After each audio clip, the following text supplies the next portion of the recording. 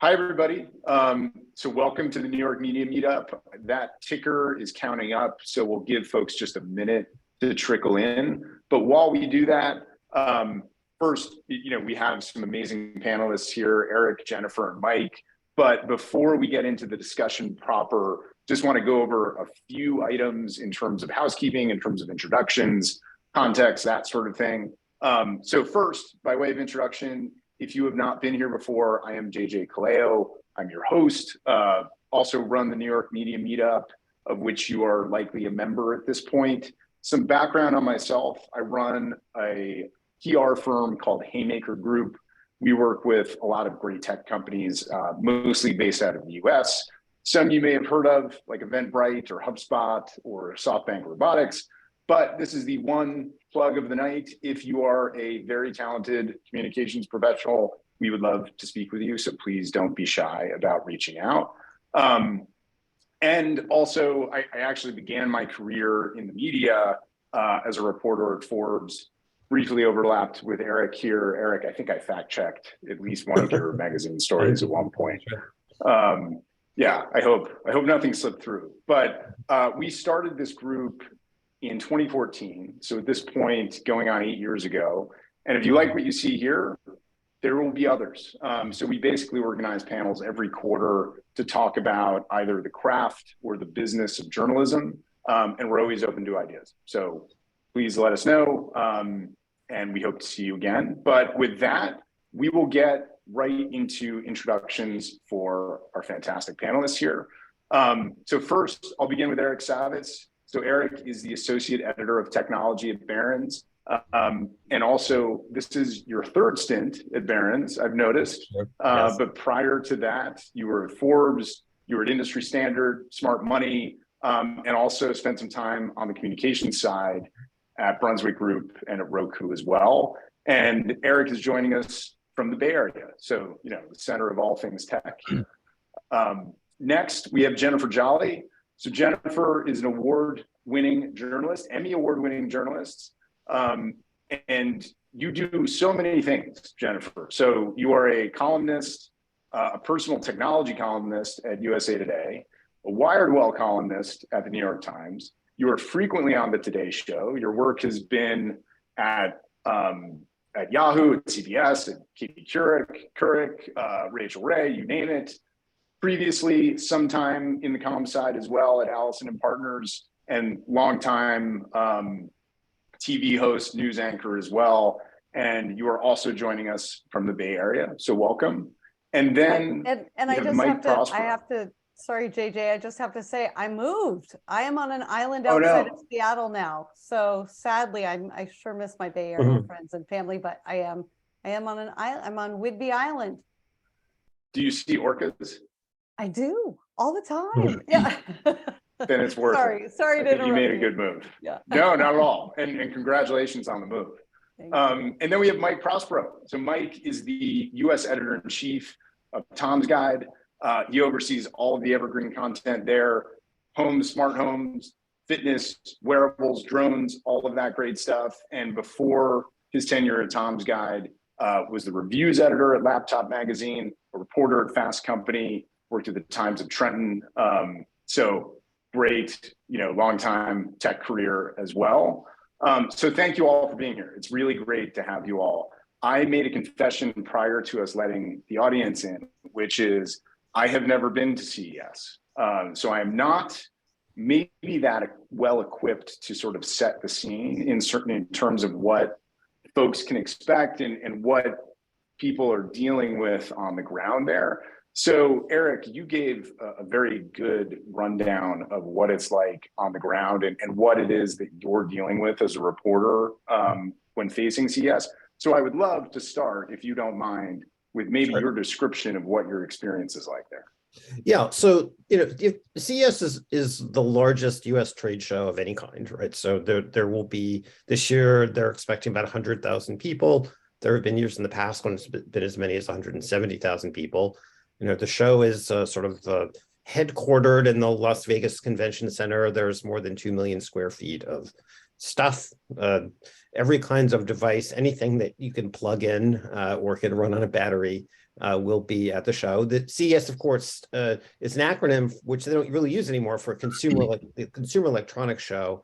It's really become a show about almost everything that touches technology, and you can get some sense of that actually if you look at the keynotes this year. There's the CEO of Deere, the tractor company, the CEO of Delta Airlines, car companies, several car companies are giving keynotes. So it's kind of about everything. The show is also spread out all over the city of Las Vegas. So in the Las Vegas Convention Center, but there's also a huge number of exhibitors in the Venetian, which is maybe a mile or two away, and then across town there's another set of exhibits and presentations at this by the Aria Hotel, where you have media companies, advertising businesses, streaming video companies, all that stuff. So that you have, several thousand companies, a giant number of presenters, more products than you can ever hope to see. And so the challenge from a reporter's point of view is it's a constant triage. You are busy from the crack of dawn until you collapse at the end of the day. You can keep busy all day long. There are press conferences and keynote speeches and presentations and more parties than you could possibly attend, and dinners and events and stuff like that. And then like for me, I try and arrange interviews with CEOs and CFOs. It's an exhausting few days. I would note that this is a little bit of a weird year from the calendar point of view. It's always a 4-day show. Well, last year was 3 days, but most years it's a 4-day show. This year it goes from Thursday to Sunday, which is a little weird from a news point of view, because particularly from a publication like ours that covers the financial markets, because Saturday and Sunday, we tend not to publish much of anything. And then, of course, there's also 2 days of media stuff before that. So it's almost a full week of activity for the media. And the challenge is the logistical one, trying to get around town, often long lines for cabs, long lines for everything. So you can get a lot done if you're efficient scheduling and figuring out your days. I would say the one thing I'd finish with is just noting that it can be a really good experience in terms of gathering material that you're going to use for weeks and months to come, as you get an understanding of like what people are working on, what the trends are in technology. So people have kind of a love-hate relationship with CES, I would say, from the media point of view. You get a lot done, but it's often the challenge. You're so busy running around trying to do meetings and see things that the challenge is finding time to sit down and write something. Right. You have to sort of build that into your schedule someplace. And I honestly don't go to a single press conference. I can't, I don't have time. I don't go to the keynotes. I don't go to press conferences. Yeah. I set everything up one-to-one. And oftentimes I'm in a booth, a broadcast booth somewhere, and people come to me, and I'll schedule like a 2-hour window where you bring your gadget, you bring your CEO, whoever, whatever. And we just try to do it that way. I try to do some booth interviews, but only when we need that for broadcast, when we need that different background for broadcast. Otherwise, it's you have anywhere from 2 minutes to maybe 10 minutes with me. And that's more than enough time for me, because I've been doing this forever. It's more than enough time that I need. But you got to bring your A game. You've got to come ready. I'm not interested in talking points and marketing speak and meetings just to say hi to people. It's not that I am fairly curmudgeonly, but it's just, I have 4 days of 3 hours, maybe 4 hours of sleep each night. There's only one me. And if we could only use technology to clone ourselves, it'd be different. But I don't know about where it is at your publications, but USA Today is thinner than ever in terms of who they're sending this year as a crew. So it's all going to fall to us. I'm a freelancer, and really all the coverage is falling to freelancers this year. So it's more to do and less time to do it. Those are both very good summaries. I want to kind of explicitly get into what it is within this onslaught of people and content and gadgets and whatever it is that you all absolutely need to get out of it. out of those 4 days, I guess 6 days if we're including kind of the media portion. So maybe, Mike, why don't we start with you in terms of that question? You're heading into this event. I imagine that there is an agenda and you want to emerge from this with, I don't know what, a certain set of articles, sources, whatever it might be. What does that look like? How are you thinking about approaching CES in a way that makes sure that you get what you need? Yeah, well, like Jennifer said, we're sending, everyone is probably sending a smaller crew than usual this year. So we have to really, pick our spots as to what we're going to cover. And a lot of our coverage is obviously based on our major product categories at Tom's Guide. So we'll focus our efforts there. Like obviously, TVs is a big segment, and cars, car tech, and we'll find other emerging categories like that. So what we're trying to do is find, okay, what are the products or the technologies or the innovations that are being shown off at the show this year that are really going to sort of move the needle over 2023, over the next year for consumers. Like what impact will the things we see at CES have for someone who's going to buy their next TV, say, or shop for their next car? So that's sort of how we frame, how we look at things and how we approach the show. And what does your schedule look like when you're on the ground there? Oh, it's packed. I wish I had Jennifer's situation where people came to me. No, you don't. But it's a lot of walking around. I wear, like they say, wear a good pair of shoes. I wear my running shoes basically everywhere. And it's a matter of, and like Eric said, it's a matter of scheduling things properly. So you do the least amount of walking that you can. I mean, I still will put on, I've checked, I've put Fitbits on before. I'll do a good 6 miles of walking per day during the show. And so and if you try and jump from one venue to the other, it's a lost cause. You're going to miss things. So you have to focus all your efforts. Say one day at the convention center, another day at the Venetian, and then another day wherever. So you have to be very, very strategic about what you do. Yeah, that makes sense. So, Mike and Jennifer, more of a consumer audience, more in line maybe with kind of how we traditionally understand CES as a consumer show.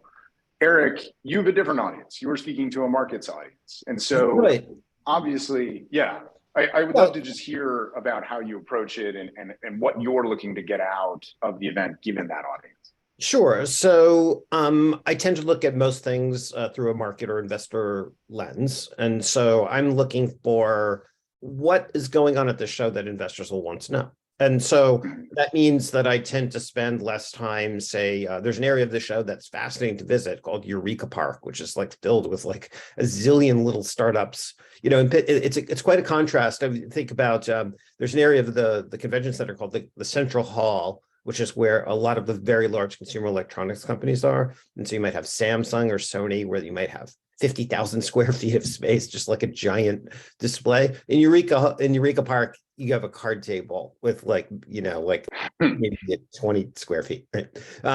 I don't spend much time there because, as interesting as they are, they're either never going to reach the size where my audience will care, or it'll be years away. So I try and zero in my time on companies that are going to potentially make news or have something to say that's going to be relevant to an investor audience. So, I'm quite interested to see what Lisa Su, who's the CEO of AMD, is giving a keynote this year. I think I'm going to get a chance to talk to her, right? I'm looking for sort of insights from some of the larger companies that are going to be at the show on what's happening in the technology world, or they're part of the technology world.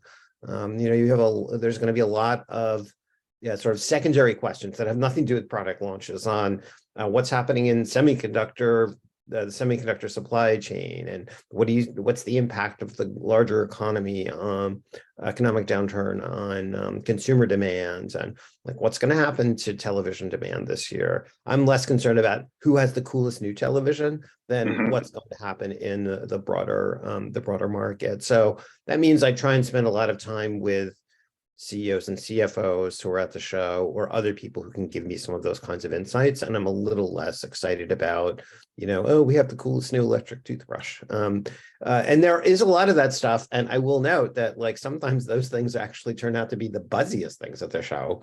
I remember a few years ago, there was somebody had like some sort of like connected fork, and it would like, somehow was supposed to keep track of your calories as you ate them or something like that.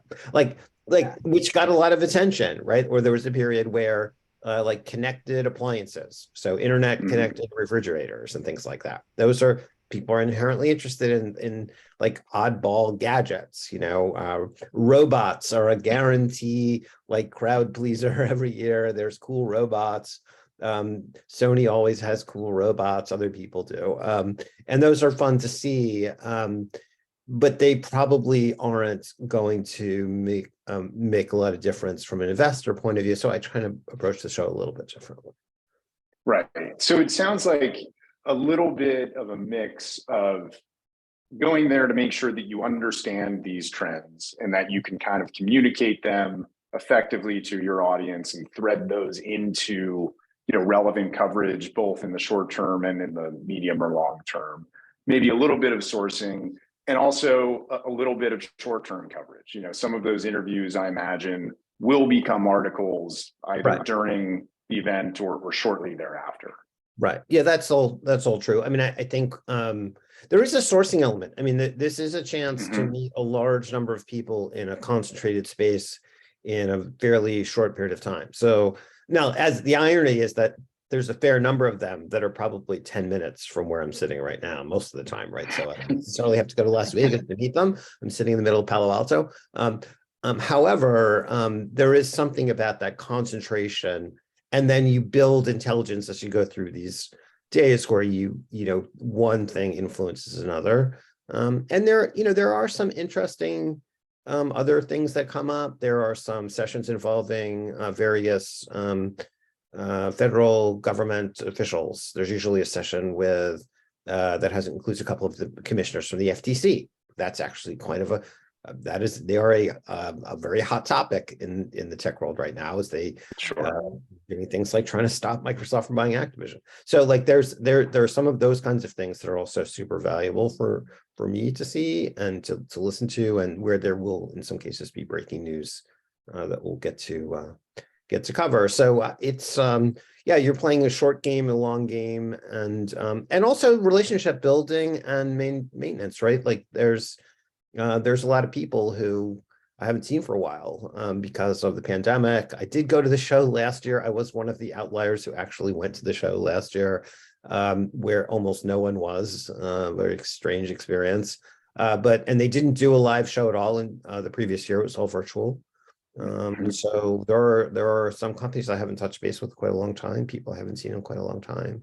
And so it's there's a lot of opportunity to do that too. It is trying to manage your days is the hardest part, as we've been saying. Yeah.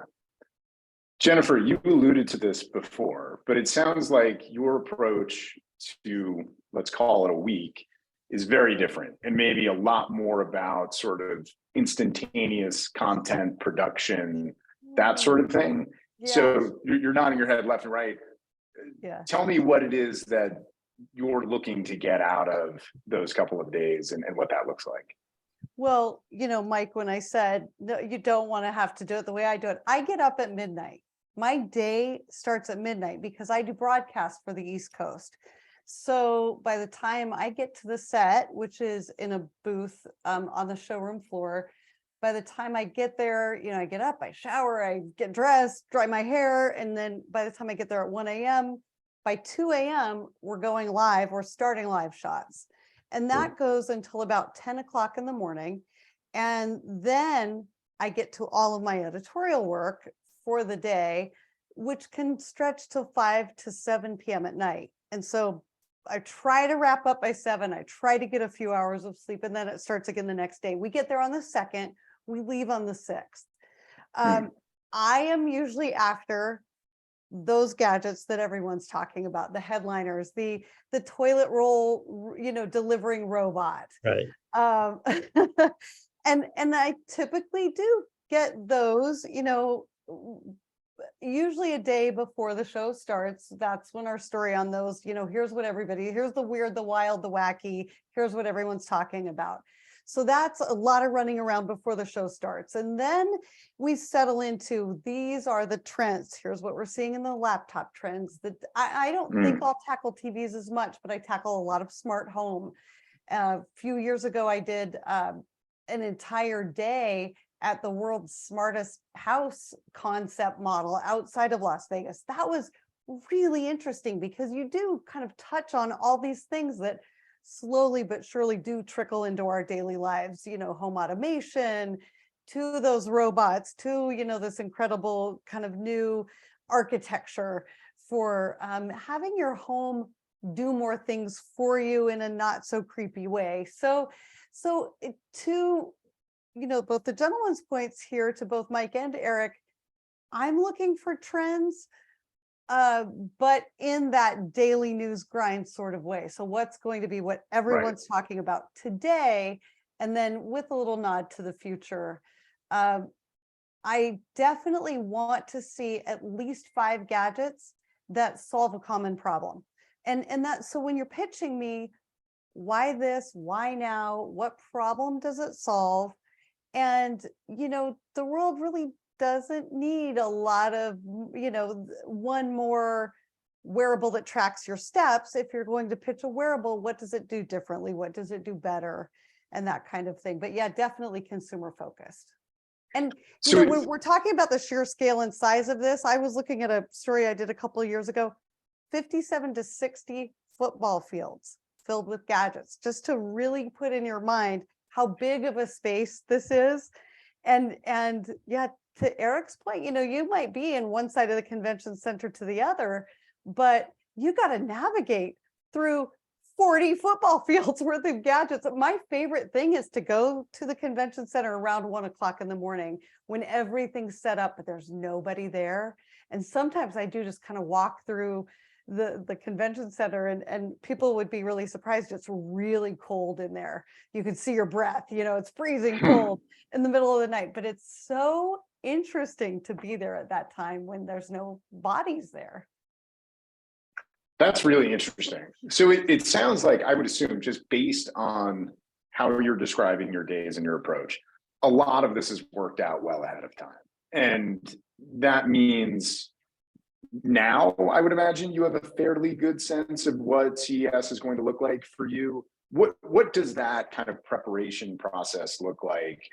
Jennifer, I want to get into that with you, and then want to go to you, Mike, for kind of the next round of answering that question, just so folks get a sense of kind of, you know, when all of this is happening in terms of your scheduling filling up. Yeah, a lot of it's happening now. I have been pitched by hundreds of, maybe even thousands of companies at this point. It's really, you know, everybody wants a meeting. Meetings are incredibly difficult. Any meetings I've set up in advance of the show, I might hit 2 of them on the first day. After that, I'm just canceling because I can't get to them fast enough. So I'll really hone in the next week of the companies that I want to see their gadgets. There is some synchronicity that happens there. A couple of years ago, I was just kind of wandering around in the middle of the night, and I saw a vacuum shoe, you know, that was a concept out of Asia, where, you know, the shoe vacuums as you're running around in your house. And I mean, those kinds of things are what we remember. A lot of the health tech, parent and baby tech, the Star Trek like tricorder that can assess your emergency medical information really quickly. Like, that's also stuff that I'm really looking at while I'm there. But yeah, if you have a company, if you have a product, pitch me. I always honor embargoes. Everyone I know does. You know, we have to, otherwise we wouldn't be doing this for as many years as we have been. But get the information, you know, text it to me, get it into my hands now, so that I can put you on the schedule for the days that I'm there. Yeah. So if somebody hasn't gotten on your schedule right now, not all is necessarily lost. As you say, there is some room for serendipity, but they're going to be facing some serious headwinds, I would imagine. Not too bad. I mean, if you can come to, you know, in this 2-hour window, if you can grab your gadget, you can bring it to me, or, you know, if it's really, really great, we'll always figure out a way to be there. And I do have a crew with me. I have a director of photography. I have a social media helper. I'm launching a podcast from CES. I've got a podcast producer. So there are other bodies that can, and we can divide and conquer when we have to. Got it. That makes a lot of sense. So there is some kind of buffer built in. And if stories, gadgets meet your editorial guidelines, there is still likely a way to get involved in your coverage. Yeah. Yep. Mike, how about you? So what's your scheduling process like? What's happening in your life, in your inbox right now? Oh, it's full of pitches from people who want me to come see their things at CES. I mean, it almost starts back in, I don't know, by the time the last show ends, like it starts up almost immediately. But it definitely picks up right after Black Friday, and when we just get pitch after pitch of companies who want us to meet with them. And, you know, it's literally impossible to meet with everyone that pitches us. And, you know, based on our coverage, we don't necessarily want to have to meet with everyone either. But it does help to get that information ahead of time as to, you know, and we do have a lot of pre-briefings, you know, we know a lot of stuff under embargo. And those pre-briefings really help shape what it is we want to see the show. So if we get a briefing about something that looks really cool or sounds really cool, we'll schedule a meeting for it at the show so we can get hands-on time with it, get photos, get video, so we can put that up on our site. So yeah, I would say, you know, by the time the show starts, you know, our schedules are fairly firm. Like I'll have, you know, meetings back to back on all the days, but I do try and fit in, you know, schedule in some buffer time. One of the nice things we have with the staff of our size is that there are some people who are, you know, back, you know, tending the home fires, and they're looking at other coverage too. And so they'll say, you know, if they see a really interesting product that we might not have foreseen ourselves being on the floor, they'll Slack one of us or send us a message saying, hey, you should check this thing out. So it helps to, you know, so then we can, you know, scurry over and see what's going on. You know, if there is a toilet paper delivering robot, for example, that everyone is seeing. Then we want to see it. Yeah. It was a P&G product, I think, actually. So it wasn't like some little startup. No, I wish I'd actually come to market, but. Yeah, we kind of knew it wouldn't, but it's one of the, you know, it's what everybody's talking about. Yeah. Good press, nonetheless, even if there's not a ton of practical use for it. One thing I'd add to what these guys are saying is I think Jennifer kind of alluded to this, which is there's a little bit of a triage thing that like happens as you go along. And if you schedule something early and something else better comes along, like you have to be a little brutal about letting the first thing go. So just because you were the first one to, you know, like could get on my calendar, you might get bumped if something better comes along. And like, you just have to do that. It's also true with the show that because of logistics problems, stuff gets canceled left and right all the time because you realize like I have a meeting in 10 minutes. It's going to take me 45 minutes to get there. The math doesn't work, you know, and you call and cancel. And sometimes you can reshuffle. Sometimes it's just not possible. I mean, there is a FOMO problem here, which is you cannot see everything and you will miss things that you wish you could do. And there will be two things at the exact same time in two different places, and you cannot do both of them. And so you have to make choices, and you have to live with the fact that you're just not, you might miss something cool that's happening like across town or in the next hall or whatever. That's just the way it works. And in my case, I'm the only one going from Barron's. I don't have any support staff. We may send a photographer. We'll see. But like there's just me. And so I do as much as I can, but I am going to be brutal about like, ooh, this is a great opportunity. I will cancel the other thing. And that's just the way it is. And it is also true though, that there is some happenstance involved. Like you do see things like you do. As scheduled as I am, and I know that as these guys are, you do want to have a little time to like walk the floor. You're not going to see everything, but you do run into like crazy things or interesting things, or you meet interesting people. Like I'll tell you a fast story. One year I was there walking the floor, and it turned out there was the company that makes tasers had a booth on the show floor. There's Axon, and they were literally taking volunteers to be tased, and like I did not volunteer, but like to watch that. That was a great piece of copy I got out of that situation, right? Like watching people like literally raising their hand saying, "Tase me, tase me." I remember that story that you did. That was a great story. It was and I remember nutty. seeing that there. Yeah, it was nutty. And you know, and it's a guy they hook the guy up to the electrodes and they pull the trigger and he goes, ugh. And like they lay him down on the ground because he has no muscle control anymore, right? So they lay him down. Then they stop and they stand him up and say, "Well, how did that feel?" And he said, "Well, it really hurt, actually." and then they said, "Oh, great. Well, thanks for doing our demo." And they say, "Well, would anyone else like to be tased?" After watching this, and of course, like a whole bunch of hands go up. I mean, I think there is a lesson in that, which is one of the things that does happen at CES is. You know, you have to remember, like, it's not a media event per se. I mean, we look at it as a media. It's not just what we do for a living, right? But this is really a show. This is an industry show. And of the 100,000 people there, like maybe a couple thousand might be media, but everybody else is there to do business. And they also want distracted and they want to see something they hadn't seen before. And so if you're doing like a cool 3D video demo, or you're going to show a clip of an upcoming Marvel movie, or you're going to like, there are lines for all this stuff all over the show floor because people are looking for novel experiences. So it is true, as you walk around the show floor, you might see something interesting that you hadn't expected, or celebrities show up. You know, there's always a zillion like actors, sports figures, politicians, all sorts of people show up, you know, to shill for whatever it is that they're trying to sell. And, you know, that can be good copy too. That's a great anecdote.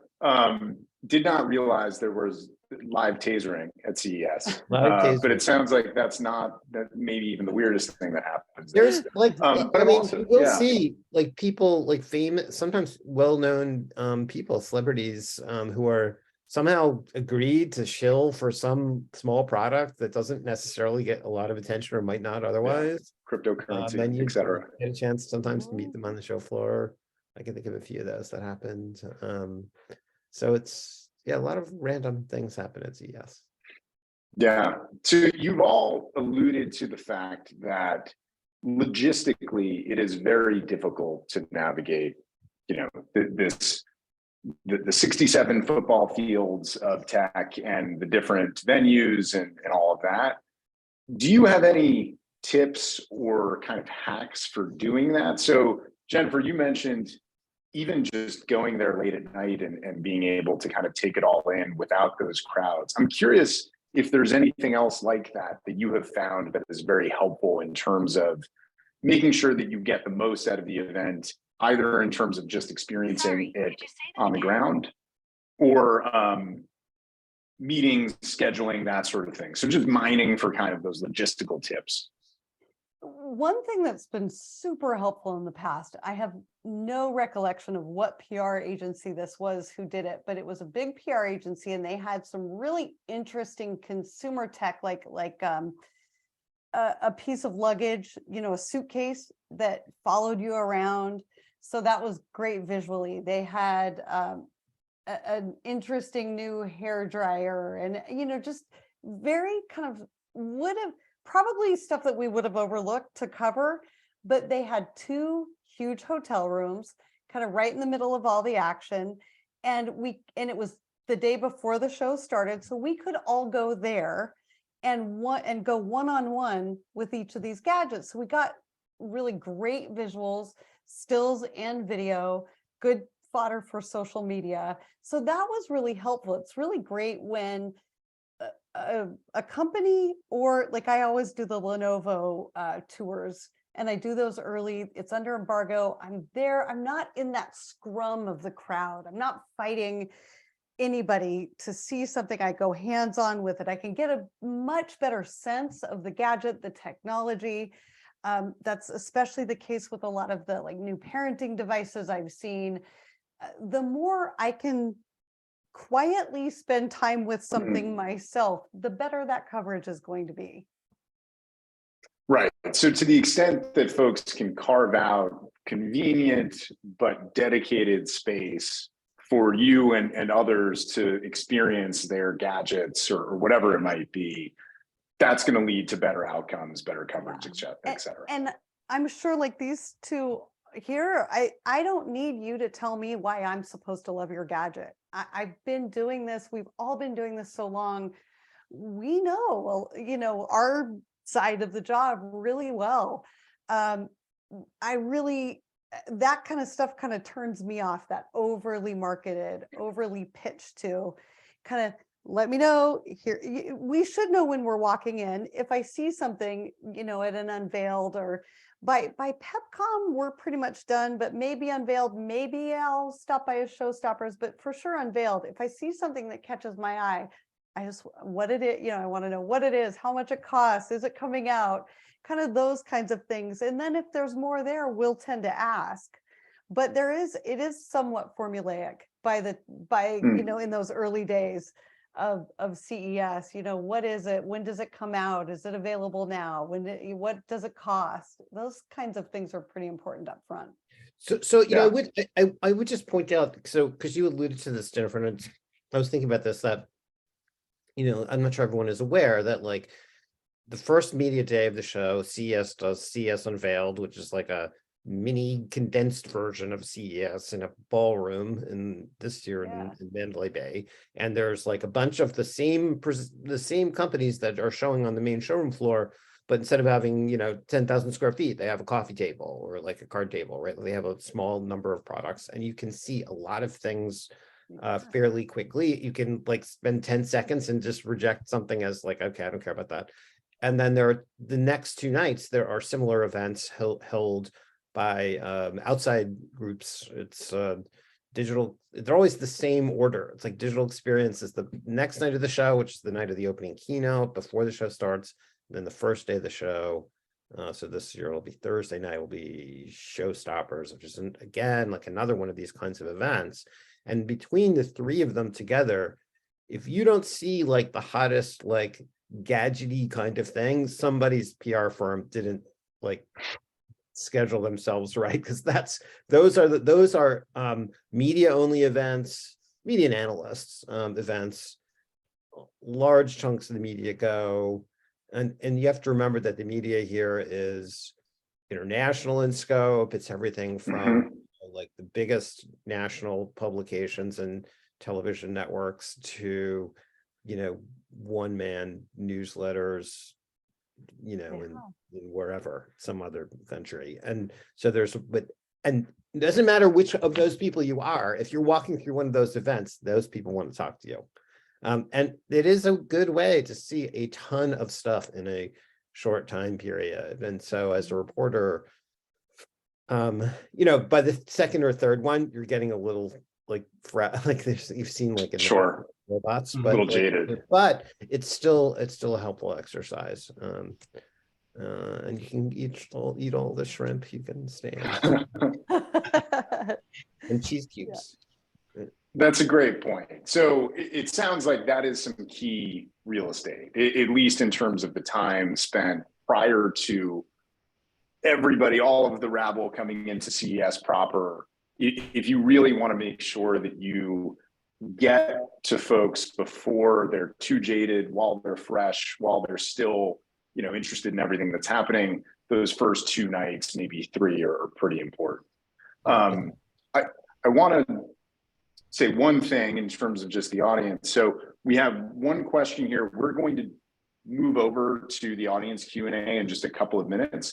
So if you do have questions, there is a feature at the bottom of your screen. It's kind of a Q&A bubble, and just type it in and we will do our best to get to it.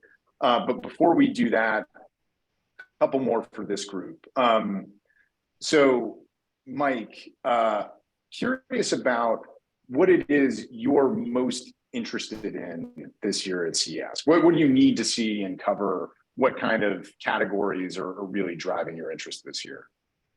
Well, personally, just is two areas I cover, our smart home devices. Uh, I'm especially the fact that Matter as a standard is sort of finally being adopted. So it might be a little early, but I'm curious to see how this is going to be sort of taken up and what companies are going to be showing off their wares with it in it. If there's going to be any new things coming out of that with that new technology. And then just because I love to cook, I'm always into the food tech stuff. And there is usually a lot of interesting gadgets there too, with something that promises to slice, dice, and make all your meal in one little pot. And then there's other technologies. I remember Impossible Foods has been there in years past, and they always have samplings of their latest thing. Like I remember they fake pork one year, and it was I think I had heart palpitations because I think it was so high in sodium.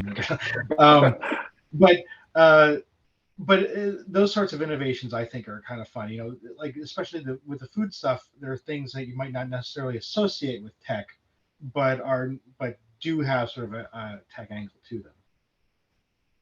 Yeah, that makes a lot of sense. I know we've gone through this a little bit with you, Eric, in terms of some of the categories and the keynotes you're most interested in. Jennifer, how about you? So it sounds like there is a certain kind of flashy gadget where you know it when you see it, but is there any category that you're particularly excited about this year? That is no is a perfectly valid answer. That's such a good question. I think that I know, of course, about some embargoed products that I'm excited about. I'm always excited about health, fitness, cars, car tech, robotics. Interested, cautiously optimistic about wearables. I'm interested to see if there's anything really new and intriguing there. Bendy, shape-shifty kind of form factors in our everyday electronics, whether it's laptops or smartphones or televisions even. So a little bit of everything. I mean, I will cover anything that really catches my attention and is one of those things that we're all talking, we'll all be talking about, like, oh my God, did you see this? Or did you see that? But we were kind of talking about like anecdotes and things that really stood out to us from years past. And mine are always really very really came out of nowhere and surprised me to the point of almost crying. They just really hit me so hard. Like 1 year, and this was probably 10 years ago, I was emceeing a Robots on the Runway fashion show, and the very last person to come out had the robotic exoskeleton. He was a soldier who'd been paralyzed in Afghanistan and paralyzed from the waist down, and he came out walking. And I mean, I get chills just thinking about it. It's those kinds of, they might not be those everyday consumer gadgets that we'll see on the store, big box market store shelves next year, but they're life-changing technology that people are and companies are thinking about and working on. So I always have space in my heart and in my coverage for those too. That's very nice. I will say I have been a little bit surprised, and I guess, with my PR hat on, encouraged by the fact that universally you all have said that there is room for serendipity, there is a buffer, this is not all planned to the nth degree. There's a reason we're going here, and it's to be surprised. There's obviously some level of planning that needs to go into this, but why go if you know exactly what your day is going to look like? That's part of the beauty of these kinds of things, I would imagine. Yeah. I mean, I'm sorry.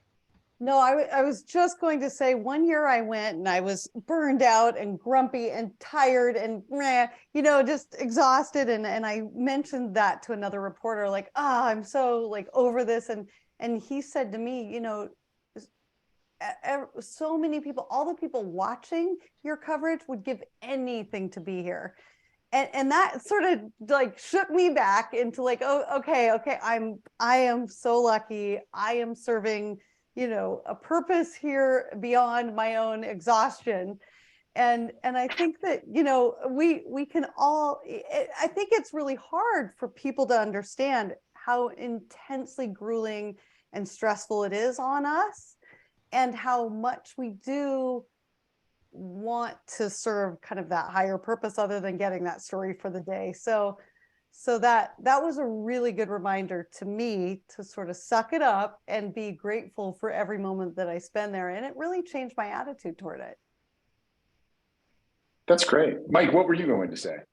I was just like, talking about, building in serendipity, I do try and leave some time towards the end, later in the show, to just sort of wander around if I can. And that's usually the time when I'll hit up Eureka Park or something like that too, because, you do have, these card table size things, but that's where you see some, some of the wilder things that people are really, trying out, and obviously not everything's going to be successful, but that's where you see some ideas in their like rawest form, I think, in their purest form before things happen.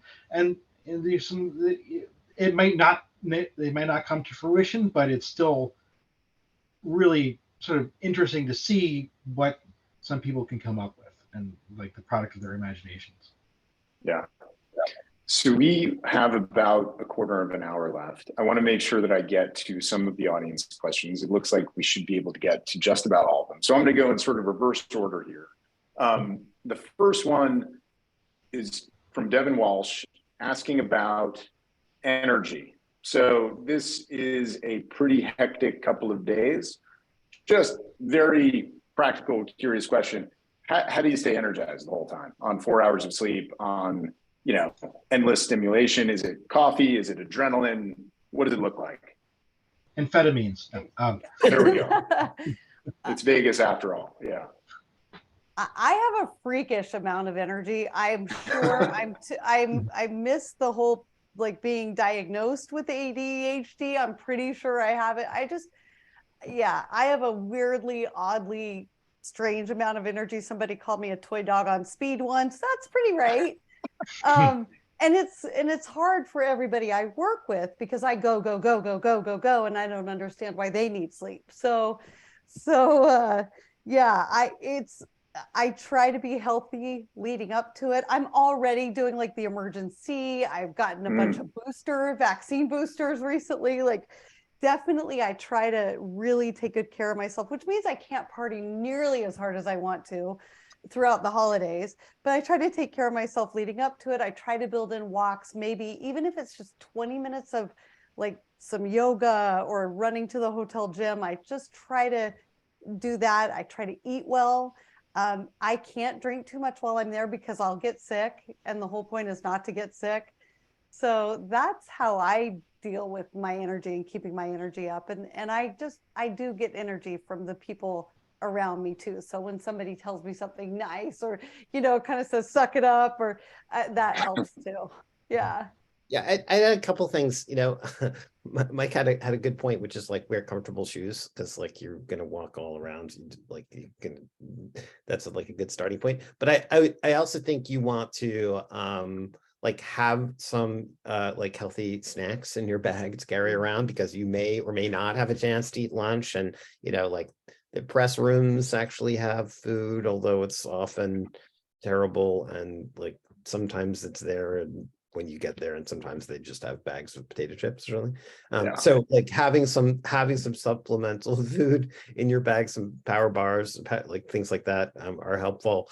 I think you do have to find a way not to overdo the late night stuff, because if you're gonna have meetings 7 or 8 o'clock in the morning and you're gonna be up till 2 in the morning or 3 in the morning. I mean, I don't have to go to the show floor 1 in the morning, thankfully. But like Jennifer does. But I do think like you have to figure out a way so that you're not just a zombie walking around in the middle of the day. The other thing that I like to do is I try and get up early enough that I can walk to my first thing, like if it's the convention center or someplace else, even if it's, like, so if I might go for a 2 or 3 mile walk in the morning to get, it's actually quiet on the strip at that time.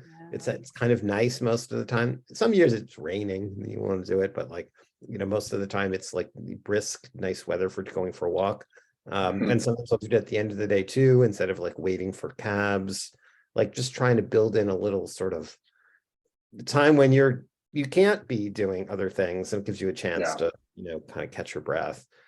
So yeah, you have to, it's not ideal. You're never going to have as much sleep as you want, and you're not going to be able to sit down and have a lot of long leisurely meals, but like or sit in your room and like watch TV for 2 hours. But like you can find ways to build in a little bit of these moments of, again, we talked about it before, but you got to figure out, like, I need 20 minutes or half an hour to write something up, right? And so figuring where you're going to do that, and finding, one of the problems has always been having enough connectivity and finding power, right? Which just seems crazy at the Consumer Electronics Show.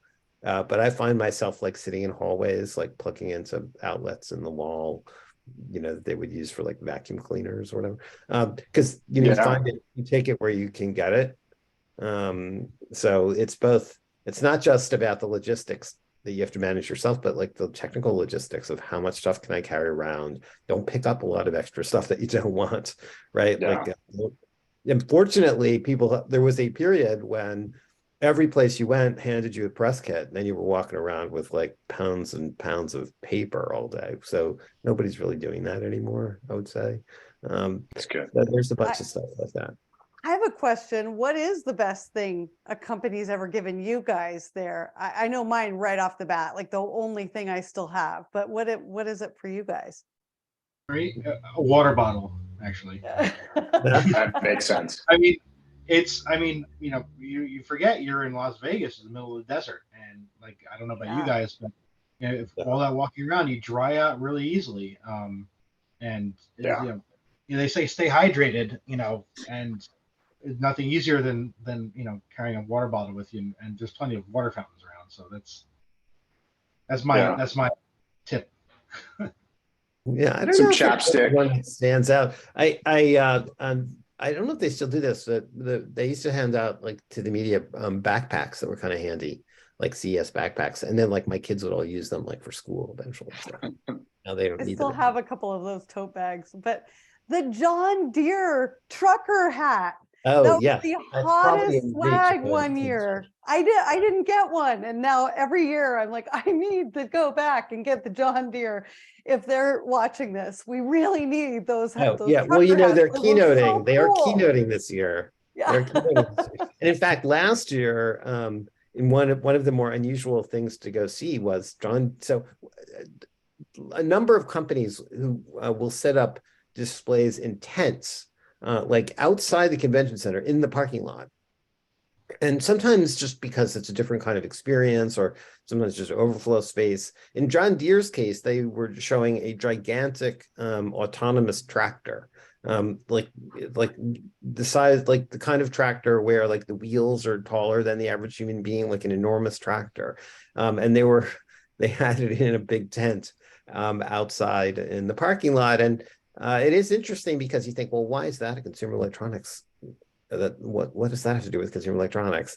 But they see what they're doing as, they want to be seen as like a, technically capable, cool company too. Sure. And this year they're doing a keynote, and there's a bunch of other stuff like that. There's a whole section about boats.